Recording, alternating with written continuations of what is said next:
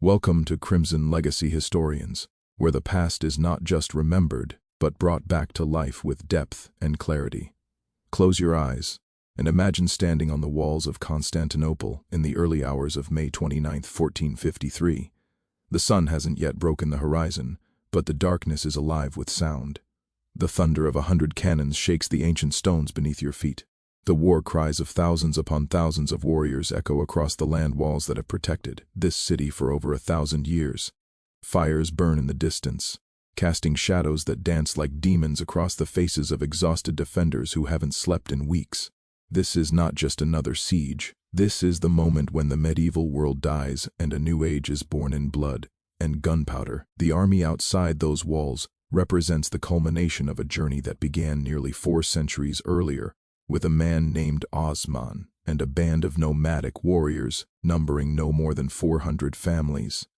From those humble origins in the windswept highlands of Anatolia, a power arose that would shake the foundations of Europe, dominate the Middle East, control North Africa, and command the destiny of millions across 3 continents for over 600 years. The Ottoman Empire would become one of the most feared, respected, and enduring empires in human history, outlasting the Roman Empire itself, and leaving a legacy that still shapes our world today. But this is not a story of inevitable triumph. This is a tale of survival against impossible odds, of brilliant military innovation, of political genius and brutal pragmatism, of cultural synthesis and religious tolerance existing alongside conquest and subjugation. This is the story of how a small Turkish tribe fleeing Mongol invasions transformed itself into a superpower that held the fate of civilizations in its hands. This is the story of the Ottoman Empire, and to understand how they rose to such unimaginable heights, we must travel back to a time when the Islamic world was fragmenting, when the Byzantine Empire was a shadow of its former glory, and when a new people arrived in Anatolia carrying nothing but their swords, their faith, and an unquenchable hunger for survival. The story begins not with grand palaces or mighty armies, but with refugees. And sometimes, the most powerful empires in history begin with the desperate flight of people who have lost everything except their will to endure. Chapter 1: The Crucible of Anatolia. The 13th century was an age of apocalyptic transformations across the Islamic world. In 1258, the Mongol hordes led by Hulagu Khan, grandson of Genghis Khan, descended upon Baghdad like a biblical plague. The city that had been the jewel of Islamic civilization, the capital of the Abbasid Caliphate for 500 years, was utterly annihilated in a massacre so complete that chroniclers claimed the Tigris River ran black with ink from the destroyed libraries and red with the blood of scholars. Between 400,000 and 1 million people were slaughtered in a week of unfathomable horror. The caliph himself was rolled in a carpet and trampled to death by horses, his entire family executed, ending a dynasty that had ruled the Islamic world since 750 CE. The shock waves of this catastrophe rippled across the entire Muslim world. The psychological impact cannot be overstated. For centuries, Muslims had believed that the caliphate, as the successor institution to the Prophet Muhammad himself, enjoyed divine protection. Its destruction shattered that certainty and sent populations fleeing westward in panic, away from the unstoppable Mongol advance. Among these refugees were countless Turkish tribes, themselves originally from Central Asia but now thoroughly Islamized, and fleeing the very kinsmen who had conquered their ancestral homelands. These Turkish tribes had been migrating into Anatolia for nearly 2 centuries, ever since the Seljuk Turks had defeated the Byzantine Empire at the Battle of Manzikert in 1071, opening up the Anatolian heartland to Turkish settlement. But the fall of Baghdad accelerated this migration into a flood. Thousands upon thousands of Turkish warriors, herders, families, and entire tribal confederations poured into Anatolia, that vast peninsula that bridges Europe and Asia, seeking safety and new opportunities in a land that was itself in chaos. Anatolia in the mid-13th century was a shattered mosaic of competing powers. The once mighty Seljuk Sultanate of Rum, which had dominated the region, had been defeated by the Mongols at the Battle of Kozay Dag in 1243 and reduced to a Mongol vassal state. Its authority was crumbling, and power was fragmentating into the hands of local Turkish chieftains. Byzantine governors clinging to isolated cities and fortresses, and Mongol military governors who ruled through terror, but with little real administrative control over the rugged Anatolian interior. This was a frontier land, a place where old certainties had collapsed and where ambitious men with strong sword arms could carve out new destinies. Into this turbulent landscape rode a Turkish chief named Ertugrul, leader of the Kai tribe, a branch of the larger Oghuz Turkish Confederation. The historical sources for Ertugrul's life are frustratingly sparse and often contradictory, blended with legend until it becomes nearly impossible to separate fact from mythology. What we know, or what the Ottoman chroniclers later claimed, is that Ertugrul led his people westward from the region around Merv or Aleppo, depending on which source you trust, seeking new pastures and refuge from Mongol pressure. The story most commonly told is that Ertugrul and his warriors, numbering perhaps no more than 400 horsemen along with their families, arrived in northwestern Anatolia around the 1230s or 1240s. According to Ottoman tradition, they witnessed a battle in progress between two armies and, without knowing which side was which, Ertugrul decided to support the outnumbered force because he believed it was the just thing to do. The losing side turned out to be troops of the Seljuk Sultan Alaeddin Kekubad I, who was so impressed by Ertugrul's courage and the fighting prowess of his warriors that he granted them lands on the Byzantine frontier near Sogut and Domanik, in the region of Bithynia. Whether this romantic tale is true, or whether Ertugrul simply arrived as one more tribal leader seeking recognition and land grants from the Seljuk Sultan in exchange for military service, the result was the same. The Kai tribe was settled in one of the most strategic and dangerous positions imaginable, directly on the frontier between Islamic and Christian territories, in a region of constant low-level warfare, raiding and counter-raiding between Turkish beyliks and Byzantine holdings. This frontier posting was simultaneously an opportunity and a terrible risk. The Seljuk Sultan was essentially using Ertugrul and his warriors as a buffer and a cutting edge against Byzantine territory, encouraging them to raid and expand westward while providing minimal support. It was a classic frontier dynamic that had played out countless times throughout history. The central authority grants land to tough, expendable warriors on the dangerous edges of civilization, giving them freedom to enrich themselves through plunder and conquest, while serving as a human shield against enemies and gradually expanding the realm's borders. For men like Ertugrul and his son Osman, this was an acceptable bargain. They had been given a chance not just to survive but to thrive, to build something new in a land of opportunity. The Byzantine Empire, though still formidable in some regions, was in terminal decline in Anatolia. Constant civil wars, the catastrophic Fourth Crusade which had seen Constantinople itself sacked by Western Crusaders in 1204, and the subsequent fragmentation of Byzantine authority, had left the empire weak and vulnerable, especially in its Anatolian territories. The Byzantines still held major cities like Bursa, Nicaea, and Nicomedia, along with a network of fortified towns and castles, but the countryside was increasingly insecure. Greek peasants lived in fear of Turkish raids. Byzantine nobles schemed against each other rather than uniting against the external threat. The empire's military system, once the most sophisticated in the world, had deteriorated significantly. The professional army had been largely replaced by foreign mercenaries whose loyalty was questionable. And the pronoia system, which granted land to soldiers in exchange for military service, had become corrupted, as military holdings turned into hereditary estates whose owners had little interest in actual fighting. This Byzantine weakness created a perfect environment for ambitious Turkish frontier warriors, known as Ghazis, who combined religious fervor with the practical desire for plunder and land. The concept of Gaza, or holy war for the expansion of Islam, provided both spiritual justification and legal framework for constant raiding into Christian territory. A successful Ghazi commander could attract followers not just from his own tribe but from across the Turkish world. Warriors would flock to serve under a leader who proved successful in battle and generous in distributing the spoils of war. Ertugrul understood this dynamic perfectly.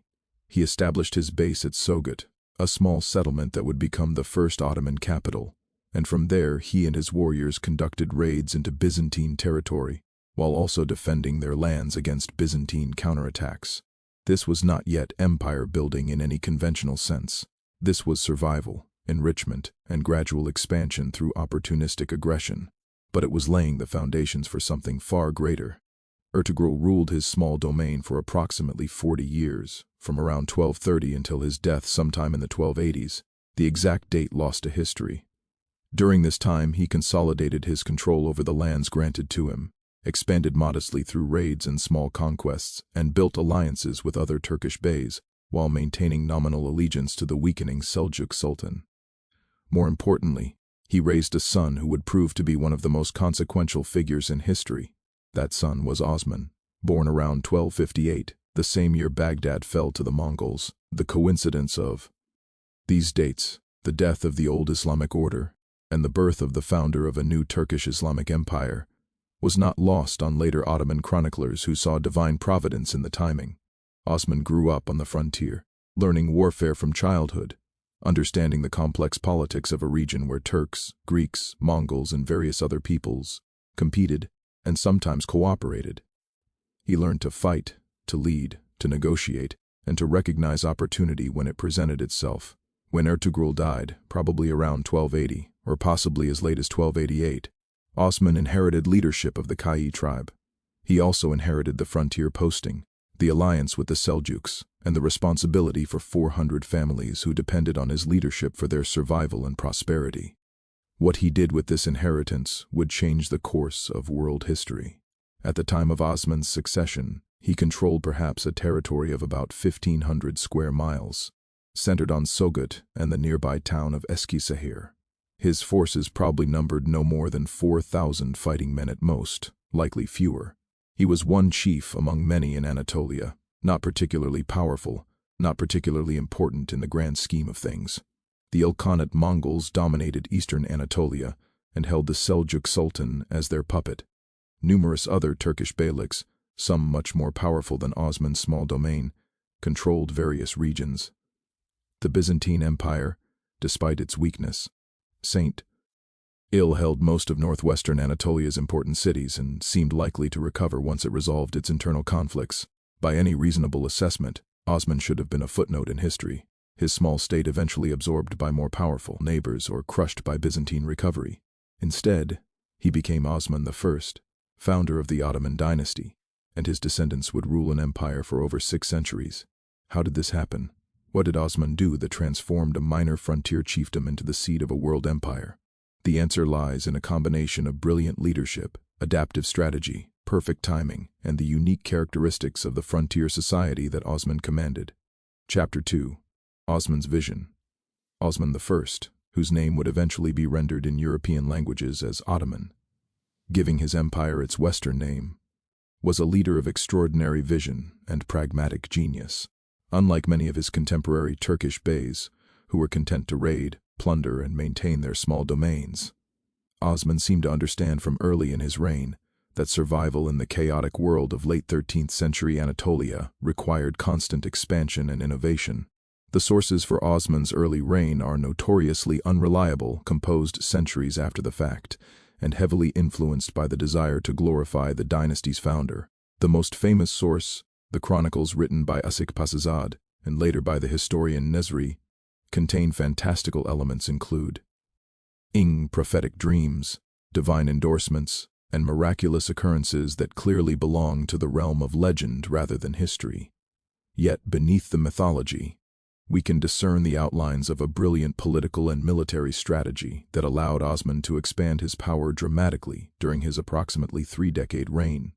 One of the most famous legends about Osman concerns a dream he allegedly had while staying at the home of a sheikh named Edebali, a respected religious figure whose daughter, Malhun Hatun, Osman wished to marry.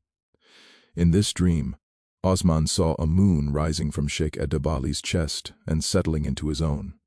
From his loins, a tree then grew that spread its branches across the entire world, shading mountains, valleys, and rivers. Beneath this great tree, 4 rivers flowed toward the 4 corners of the earth, watering gardens and fields.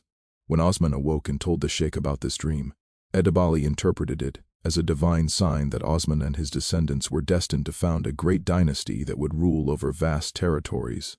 While this is obviously a foundation myth created to legitimize Ottoman rule, it reveals something important about how Osman and his early followers conceived of their mission.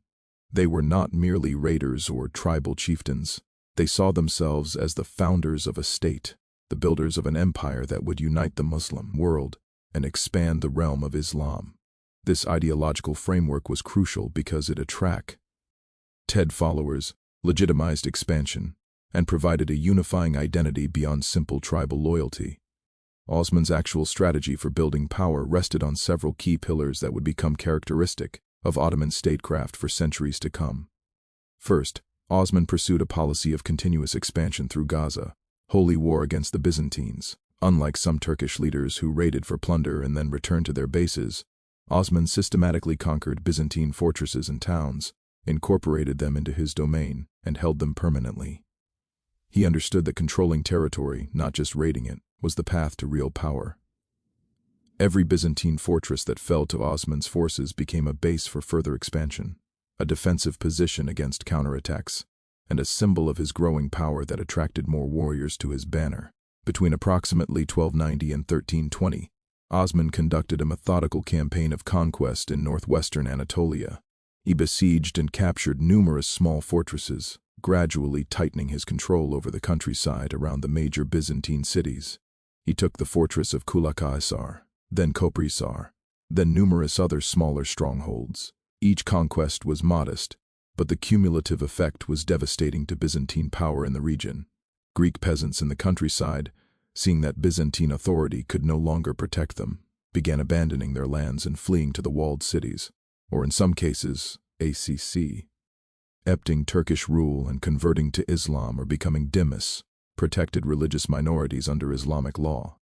Second, Osman proved remarkably adept at recruiting and retaining talented followers, regardless of their ethnic or religious background.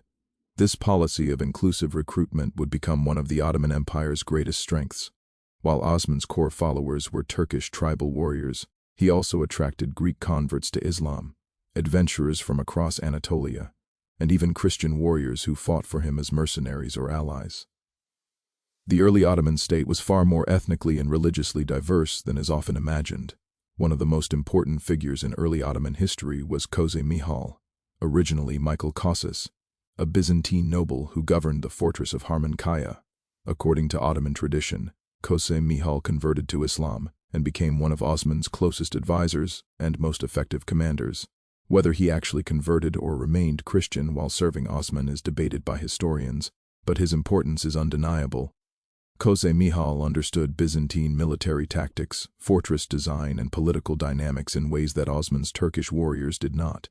He could negotiate with Byzantine officials, identify weaknesses in Byzantine defenses, and helped Osman understand how to most effectively wage war against the empire. This willingness to incorporate talented individuals from outside the Turkish tribal structure, even from the enemy population, demonstrated a pragmatic flexibility that many of Osman's rivals lacked.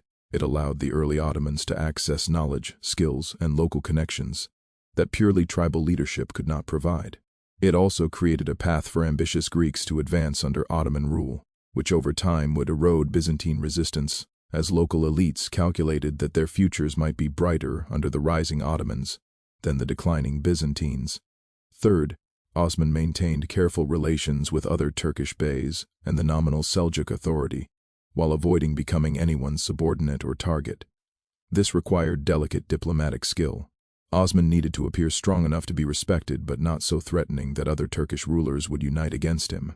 He needed to maintain nominal allegiance to the Seljuk Sultan for legitimacy, while acting increasingly independently as Seljuk power collapsed entirely, following the Sultanate's formal dissolution by the Mongol Ilkhanate around 1307 to 1308.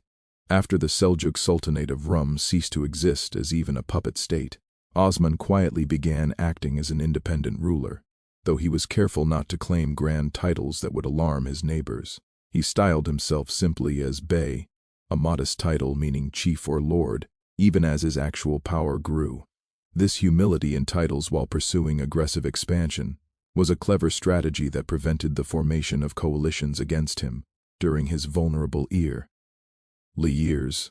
Fourth, Osman developed an effective military system that combined Turkish cavalry traditions with evolving infantry tactics and siege warfare capabilities.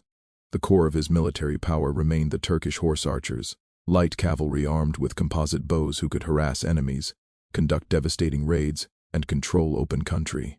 But Osman also began developing infantry forces and siege capabilities, recognizing that conquering fortified Byzantine cities would require more than cavalry raids. Ottoman forces under Osman began employing increasingly sophisticated siege techniques, learning from Byzantine practices and adapting them. They would surround a fortress, cut it off from supplies and reinforcements, conduct continuous raids to prevent relief forces from approaching, and maintain the siege for months or even years if necessary. This patient, systematic approach to siege warfare was exhausting and required maintaining large forces in the field for extended periods. But it worked. One by one, Byzantine strongholds fell. The Byzantine Empire, distracted by civil wars and focused on trying to recover Constantinople and its European territories from the remnants of the Latin Empire and rival Byzantine claimants, largely neglected its Anatolian provinces during this critical period. By the time Byzantine authorities in Constantinople realized how serious the threat from Osman had become, he had already conquered much of the countryside and was besieging major cities. In 1301, Osman achieved a victory that announced to the entire region that he was now a major power. At the Battle of Baphius, near Nicomedia, Osman's forces defeated a Byzantine army sent to break his expanding control over Bithynia. The Byzantine force, composed largely of mercenaries including Catalan and Turkish soldiers fighting for Constantinople, was routed. The Byzantine commander, George Muzalan, barely escaped with his life. The battle was not particularly large by the standards of major medieval conflicts, probably involving no more than a few thousand soldiers on each side, but its psychological and strategic impact was immense. The Battle of Baphius demonstrated that Osman could defeat Byzantine armies in open battle, not just capture isolated fortresses. It shattered the myth of Byzantine military superiority in the region. Greek peasants and soldiers throughout northwestern Anatolia understood that Byzantine power could no longer protect them. Byzantine nobles in the threatened cities sent increasingly desperate pleas to Constantinople for reinforcements that rarely came, and warriors from across Anatolia began flocking to Osman's banner, seeing him as a rising power worthy of service. Following Baphius, Osman's expansion accelerated dramatically. He began besieging the major Byzantine cities of Bithynia. Bursa, one of the most important Byzantine cities in Anatolia, came under siege. Nicaea, the city where the crucial early church councils had been held and which had briefly served as the Byzantine capital after the Fourth Crusade, was threatened. The Byzantine Empire's Anatolian provinces were collapsing, and Osman was the primary beneficiary. But Osman would not live to see his greatest triumphs. By the early 1320s, he was an old man by medieval standards, probably in his 60s, and his health was failing. According to Ottoman sources, he suffered from gout that became so severe he could no longer ride a horse, the ultimate indignity for a Turkish warrior chief. As his health declined, he increasingly delegated military command to his son Orhan, a capable warrior and leader who had been conducting many of the sieges and battles in his father's name. In 1326, after a siege that had lasted nearly a decade, the great city of Bursa finally surrendered to Ottoman forces. Bursa was an enormous prize, a wealthy commercial center with a large population, strong fortifications, and tremendous strategic importance. Its fall marked the transition of the Ottoman state from a frontier chiefdom into a genuine regional power with urban centers, not just tribal followers. Osman I died around 1323 or 1324, though some sources claim he lived until 1326 and witnessed Bursa's fall. The confusion about the exact date reflects the limited historical documentation from this period. What is certain is that when Osman died, he left his son Orhan a state dramatically larger and more powerful than the small territory he had inherited from his own father Ertugrul. Osman had expanded Ottoman territory from perhaps 1,500 square miles to over 6,000 square miles. He had transformed a minor tribal confederation into a principality that controlled a significant portion of northwestern Anatolia and possessed both the military strength and the administrative capacity to govern conquered territories. More importantly, Osman had established the principles and practices that would guide Ottoman expansion for generations. He had created a state that was ideologically driven by Islamic holy war, but pragmatically open to incorporating diverse populations. He had built a military system that could conduct both mobile cavalry operations and patient siege warfare. He had established a pattern of continuous expansion as the key to survival and power, and he had raised a son capable of continuing and expanding upon his achievements. The Ottoman Empire that would eventually dominate 3 continents and last for 6 centuries had its true beginning in Osman's reign. He was the founder not just in name, but in the establishment of the core principles and practices that would define Ottoman statecraft. His success in transforming a small frontier beylik into a rising regional power against all odds demonstrated a combination of military skill, political genius, and strategic vision that was extraordinarily rare. When Orhan succeeded his father, he inherited not just a territory, but a momentum, a system, and an opport. Unity. The Byzantine Empire in Anatolia was on the verge of complete collapse. The other Turkish beyliks in Anatolia were either hostile but weakening or potential allies who might be absorbed. The Mongol Ilkhanate was entering a period of decline and fragmentation that would culminate in its collapse in the 1330s and 1340s. The stage was set for the Ottomans to make the leap from regional power to empire, and Orhan proved more than equal to the challenge. Chapter 3: Consolidation and Expansion under Orhan. Orhan Ghazi, whose epithet Ghazi meaning warrior or champion of the faith, immediately announced his commitment to continuing his father's policy of expansion through holy war, would reign for approximately 35 years, from 1323–1324 until his death in 1362. During this time, the Ottoman state would undergo a fundamental transformation from a frontier principality into a true empire with sophisticated administrative structures, a professional military, urban centers of power, and territorial holdings on 2 continents. Orhan's first priority upon assuming power was to complete the conquests his father had begun. The siege of Bursa, if it had not already fallen before Osman's death, was brought to a successful conclusion by 1326. Orhan immediately recognized the city's importance and made it the new Ottoman capital, moving the center of Ottoman power from the small town of Sogut to a genuine urban center, with all the administrative infrastructure, craft industries, and commercial networks that entailed. The fall of Bursa sent shockwaves through the remaining Byzantine territories in Anatolia. If a city as large and well-fortified as Bursa could not withstand the Ottoman onslaught, what chance did smaller towns have? Over the next several years, Byzantine resistance in northwestern Anatolia crumbled. In 1331, after a siege lasting several years, the city of Nicaea surrendered to Orhan's forces. This was an even more symbolically important victory than Bursa. Nicaea was one of the oldest and most revered cities in the Christian world, site of the First Council of Nicaea in 325 CE, where the Nicene Creed had been formulated. Its loss was a devastating blow to Byzantine prestige and morale. Orhan treated the conquered Greek population of Nicaea with relative restraint, a policy that would become characteristic of Ottoman rule. The city's churches were not immediately destroyed or converted into mosques. The Greek inhabitants were allowed to remain if they wished, becoming dhimmis under Islamic law, paying the jizya tax required of non-Muslims, but maintaining their religion and property. Many Greeks chose to leave, fleeing to Constantinople or other Byzantine territories, but many others stayed, calculating that life under Ottoman rule might be preferable to the chaos and heavy taxation of the declining Byzantine state.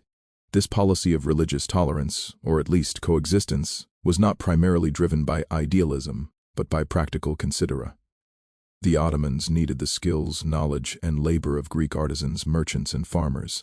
Completely depopulating conquered cities would destroy their economic value. Moreover, relatively generous treatment of conquered Christians served as powerful propaganda, encouraging other Byzantine cities to surrender peacefully rather than resist to the bitter end. By 1337, Orhan had conquered Nicomedia, completing the conquest of Bithynia and pushing Byzantine power back to the shores of the Bosphorus. The Byzantine Empire in Asia Minor had effectively ceased to exist. All that remained to the Byzantines were a few isolated fortresses and coastal cities, utterly cut off from Constantinople, and maintained only by sea power that the Byzantines were increasingly unable to sustain. But Orhan's ambitions extended beyond merely consolidating his father's conquests. He understood that to survive and grow, the Ottoman state needed to continue expanding, both to provide opportunities for his warriors and to stay ahead of potential rivals. The question was where to expand next. The most powerful Turkish beyliks in Anatolia, particularly the Karamanids in the south and the Germanids to the east, were too strong to attack directly.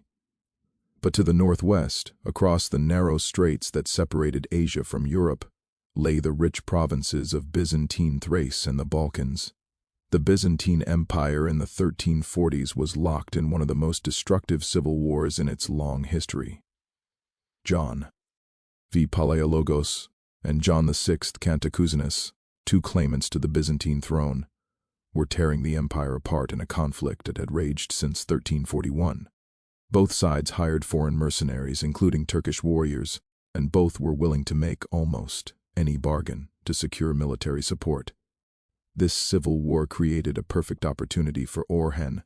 John VI. Cantacuzene, desperate for military support, approached Orhan with an offer. In exchange for Ottoman military aid against his rival, Cantacuzene would give Orhan his daughter Theodora in marriage and would allow Ottoman forces to campaign in Europe on his behalf. Orhan agreed, and this alliance, formalized by a marriage that crossed religious lines, given that Theodora remained Christian, gave the Ottomans their first entry into Europe. In 1346, Ottoman forces crossed the Dardanelles, the strait separating Asia from Europe, for the first time. They fought in Thrace on behalf of Cantacuzene, and though they were supposedly allies of the Byzantine Empire, they also engaged in extensive raiding, plundering villages, taking captives to be sold as slaves, and familiarizing themselves with the geography and military situation in the Balkans. When Cantacuzene finally secured the Byzantine throne in 1347, Ottoman forces returned to Anatolia, but they had learned crucial lessons. They had discovered that the Balkans were rich in plunder, militarily weak due to Byzantine decline and the fragmentation of the Bulgarian and Serbian kingdoms, and strategically accessible. More importantly, they had learned that they could successfully campaign in Europe. The psychological barrier had been broken. Ottoman commanders now understood European military tactics, the geography of Thrace, and the political divisions among the Christian powers that could be exploited. It was only a matter of time before the Ottomans returned, and when they did, it would be as conquerors, not mercenaries. While Orhan was expanding Ottoman military power, he was also fundamentally transforming the internal structure of the Ottoman state. Under Osman, the Ottomans had been essentially a tribal confederation, with a warrior aristocracy whose loyalty was maintained through military success and the distribution of plunder. This was adequate for a frontier raiding state, but insufficient for governing conquered territories and maintaining a permanent military force capable of sustained campaigns. Orhan, with the advice of his brilliant brother Alaeddin Pasha, who served as Grand Vizier, implemented a series of reforms that created the institutional foundations of the Ottoman Empire. These reforms touched every aspect of Ottoman government and society, transforming the state from a tribal confederation into a bureaucratic empire. The first major reform concerned land tenure and military organization. Orhan formalized the Timar system, a form of military feudalism that would become central to Ottoman power for centuries. Under this system, Ottoman cavalry soldiers, known as sipahis, were granted the revenues from specific parcels of land in exchange for military service. They did not own the land outright. Rather, they had the right to collect taxes from the peasants who worked the land. In exchange for these revenues, sipahs were required to present themselves for military service when called, equipped at their own expense and often bringing additional soldiers depending on the size of their Timar holdings. This system solved several critical problems simultaneously. It created a permanent, professional cavalry force without requiring the central government to pay regular salaries, which would have been impossible given the limited monetary economy of 14th century Anatolia. It distributed conquered lands in a way that rewarded military service and ensured that those who controlled land had a direct interest in supporting the Sultan. and it provided an administrative structure for governing rural areas, as the Sipahis were responsible for maintaining order and collecting taxes in their assigned districts. The second major reform was the creation of a more sophisticated administrative bureaucracy to govern the expanding state. Orhan established formal government departments to handle finances, correspondence, legal affairs, and military organization. He appointed judges, called qadis, to administer Islamic law throughout Ottoman territories. He created a formal council, the Divan, where senior officials advise the Sultan on policy and coordinate the administration of different regions. This bureaucratization was crucial because tribal governance systems based on personal loyalty and oral tradition could not effectively manage the complexity of ruling multiple urban centers, diverse populations, and distant provinces. A written administrative system with formal positions, defined responsibilities, and standardized procedures was necessary. The Ottomans, drawing on Seljuk and broader Islamic governmental traditions, created such a system during Orhan's reign. The third major reform, and perhaps the most consequential in the long term, was the creation of a new type of military force that would eventually become the most famous and feared military unit in the world, the Janissaries. The origins of the Janissary Corps are somewhat obscure, and the exact date of their creation is debated.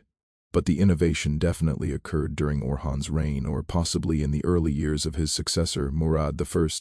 The Janissaries were a revolutionary concept. They were an infantry force composed of soldiers recruited through the Devshirme system, a levy of Christian boys from conquered territories who were converted to Islam, given extensive military training, and raised to be fanatically loyal to the Sultan. These soldiers were slaves of the Sultan in legal terms, but they were highly trained, well-paid, and enjoyed tremendous prestige. They formed the first standing professional infantry force in the post-Roman European world. The genius of the Janissary system was that it solved the problem of creating a military force loyal to the Sultan personally, rather than to tribal leaders, regional aristocrats, or their own families. Because the Janissaries were taken from Christian families as boys and raised in military schools where they were indoctrinated with loyalty to the Sultan and the Ottoman state, they had no competing loyalties to tribes or aristocratic factions. They were the Sultan's men, completely dependent on him for their position and livelihood, and therefore absolutely loyal. In their early years, the Janissaries numbered only a few thousand men, but they would prove decisive in numerous battles. Their discipline, training in pike and bow, and willingness to stand firm in battle even when suffering heavy casualties gave Ottoman armies a critical advantage. While other medieval armies relied primarily on cavalry and feudal levies of questionable reliability, the Ottomans developed a balanced combined arms force of Sipahi cavalry, Janissary infantry, and irregular forces including the Akinci light cavalry raiders, giving them tremendous tactical flexibility. Beyond military and administrative reforms, Orhan also focused on economic development. He encouraged trade, established markets, and minted the first Ottoman coins, giving the state a stable currency and demonstrating its status as a genuine sovereign power rather than merely a frontier beylik. The conquest of major cities like Bursa and Nicaea brought the Ottomans control of important trade routes, linking Anatolia to Constantinople and the Black Sea. Revenues from trade, combined with agricultural taxes and plunder from continued expansion, provided the financial resources to support the growing Ottoman military and bureaucracy. Orhan also patronized religious and cultural institutions, building mosques, establishing madrasas for Islamic education, and supporting Sufi orders. These activities enhanced Ottoman legitimacy in the eyes of their Muslim subjects and attracted religious scholars and holy men to Ottoman service. The Ottomans were building not just a military machine, but a complete Islamic state, with all the religious and cultural institutions expected of a legitimate Muslim power. By the 1350s, the Ottoman state under Orhan had been completely transformed from what it had been under Osman. Where Osman had led a frontier warrior confederation, Orhan ruled a bureaucratic state with formal administrative structures, professional military forces, urban centers, a developing legal system, and sophisticated financial mechanisms. The Ottomans were no longer merely one Turkish beylik among many. They were clearly the most powerful Turkish state in Anatolia, and were positioned to expand far beyond the limited horizons of Osman's original domain. The opportunity for this expansion came in 1352, when a massive earthquake struck the Gallipoli Peninsula, the narrow strip of land on the European side of the Dardanelles. The earthquake destroyed the walls of several fortresses, including the crucial Byzantine stronghold at Gallipoli itself. Ottoman forces, perhaps led by Orhan's son Suleiman Pasha, immediately seized the opportunity. They crossed the Dardanelles and occupied Gallipoli before the Byzantines could repair the walls. This was a turning point in world history. The Ottomans now had a permanent foothold in Europe, a secure base from which to launch further expansion into